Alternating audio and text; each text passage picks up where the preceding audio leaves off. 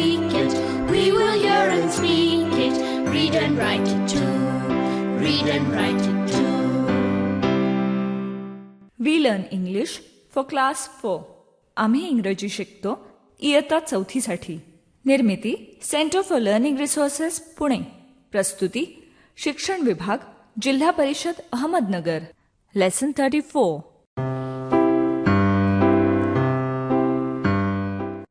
मी सुनीता घोरपडे. आशा, दिनू आणि मी आम्ही तिघं घरी परत आलोय. आम्ही प्राणी संग्रहालयात काय मज्जा केली आठवतंय तुम्हाला? बापरे, काय हा आवाज? आजोबा मी अजिबात घाबरलो नाही सिंहाला. हो का? नाही घाबरलास? मग काय आहे असं कोण बोलत होतं? आजोबा, I saw a lion and a tiger in the zoo. Good. दमलात आता? सरबत पिणार? हो. आशा, can you make sharbat? Yes, I can. दिनू, can you make sharbat? No, I can't. मग आशा शिकवेल तुला. तुम्ही दोघं मस्तपैकी थंडगार सरबत करा.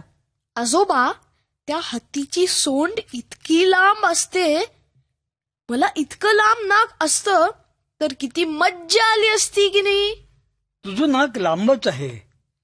Can you touch your nose with your tongue? म्हणजे? टंग म्हणजे जीभ. Can you touch your nose with your tongue? नाकाला जीभ लावू शकतोस का?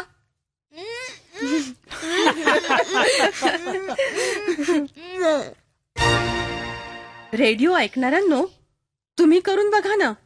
नाकाला जीभ लावता येते? Can you touch your nose with your tongue?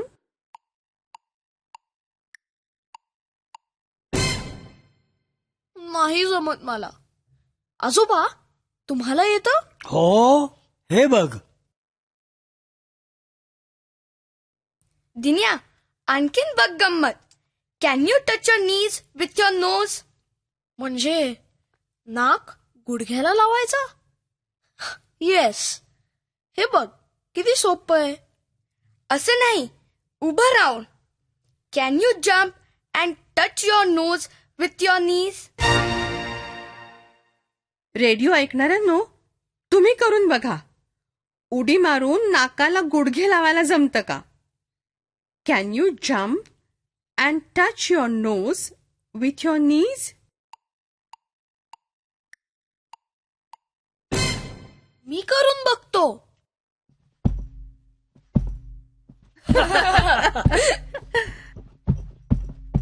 Yes, see, I can.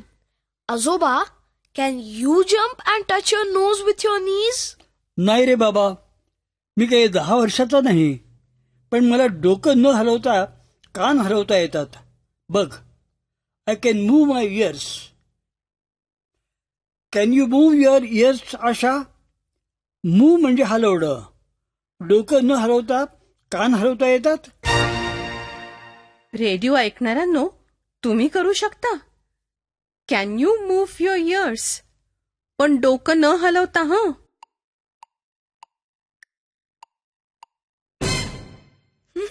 मला नाही जमत. आजोबा, कसं करता तुम्ही? तुम्ही माकडं पाहिलीत ना? असं करतात ना. कान हलवतात ना माकडं. हो, असंच करतात. दिनू, मला सांग, आपण आज प्राणी संग्रहालयात पाहिलेल्या गोष्टींची तू चित्र काढू शकशील? Can you draw? Yes, he can draw. तो छान चित्र काढतो. आशा, can you draw? No, I can't. असं नाही हं. चित्र तर सर्वांना काढता येतात. पण माझी चित्र इतकी घाणेरडी येतात. मी वाघ काढला तर तो बकरीसारखा दिसतो.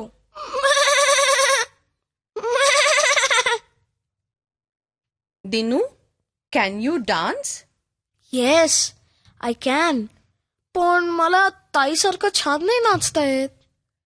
Can your sister dance? Yes, she can. सुनीता मावशी, can you dance? Yes, I can. मी लहानपणी नाचाचे कार्यक्रम करायची, पण आता नाही करत. But I can dance. आजोबा, तुम्हाला गाता येतं? Say it in English. Say म्हणजे म्हण. Say it in English. आजोबा, can you sing? Yes, I can. हमको मन की शक्ति देना, मन विजय करे. आजोबा, तुम्हाला हिंदी बोलायला येतं? आजोबा, can you speak Hindi? Yes, he can. त्यांना हिंदी येतं, बंगाली येतं आणि रशियनही येतं. आणि रशियन वाचता येतं? Can he read Russian? Yes, he can.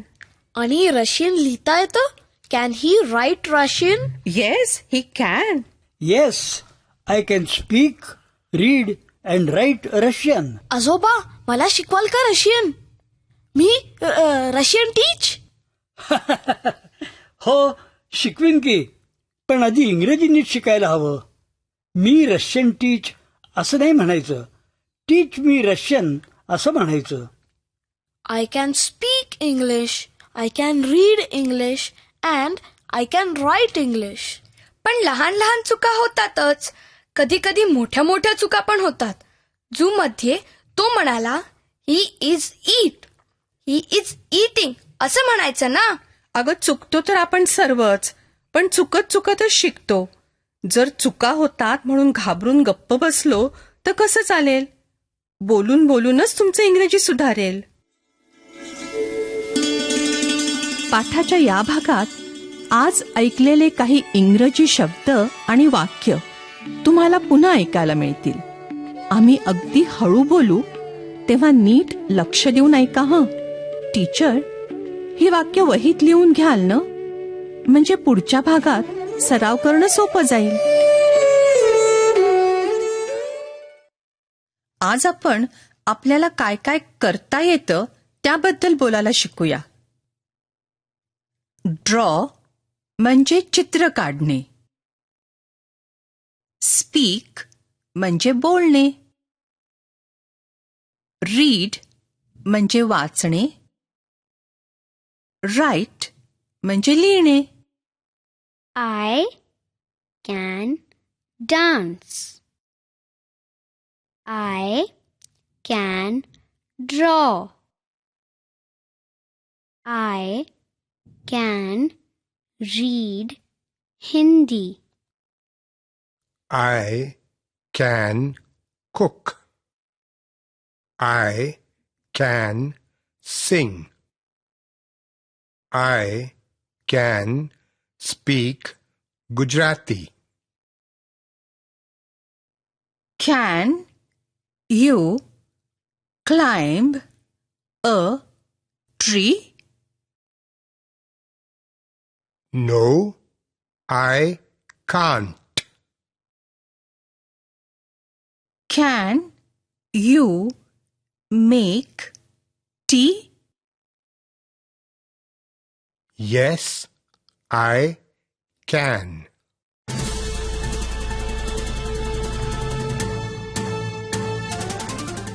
Radio ऐकणाऱ्या मित्रमैत्रिणींनो, आता तुमची पाळी. शाळेत किंवा घरी जिथे असाल तिथे माझ्या सूचनांप्रमाणे बोलायचं हं. लाजायचं नाही बरं का.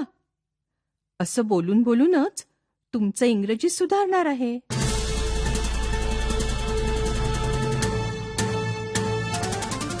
आधी हा प्रश्न आणि त्याचं उत्तर नीट ऐका आणि सगळे मिळून माझ्या मागे पुन्हा म्हणा.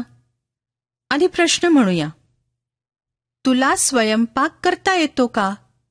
Can you cook? म्हणा माझ्या मागे. Can you cook?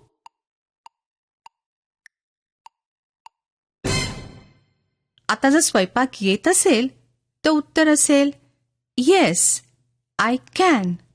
म्हणा बघू. Yes, I can.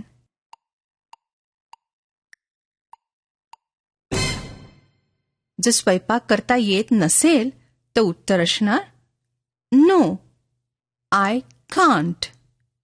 म्हणा माझ्या मागे. No I can't.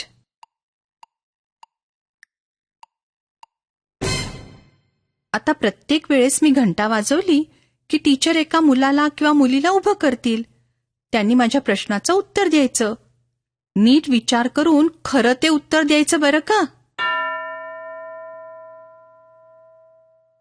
एक मूल तयार?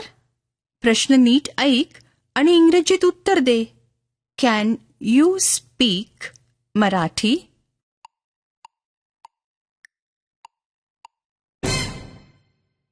तुला मराठीत बोलता येतं का? या प्रश्नाचं उत्तर बरोबर दिलं का? येस आय कॅन किंवा नो आय कांट असं म्हणालास का? आता दुसरं कोणतरी उभं राहील. प्रश्न ऐक आणि इंग्रजीत उत्तर दे. Can you cook?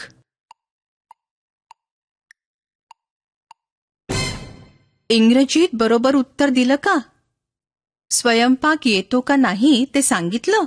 आता पुढचा प्रश्न पुढच्या मुलासाठी. नीट ऐक. इंग्रजीत उत्तर दे हं. Can you play cricket?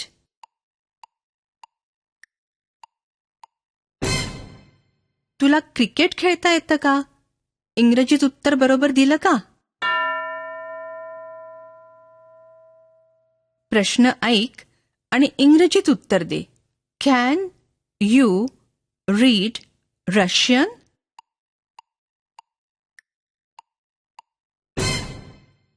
तुला रशियन भाषा वाचता येते का? उत्तर नाही असेल.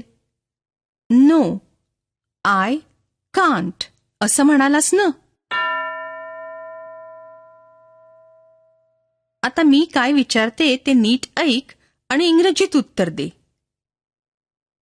Can you speak English?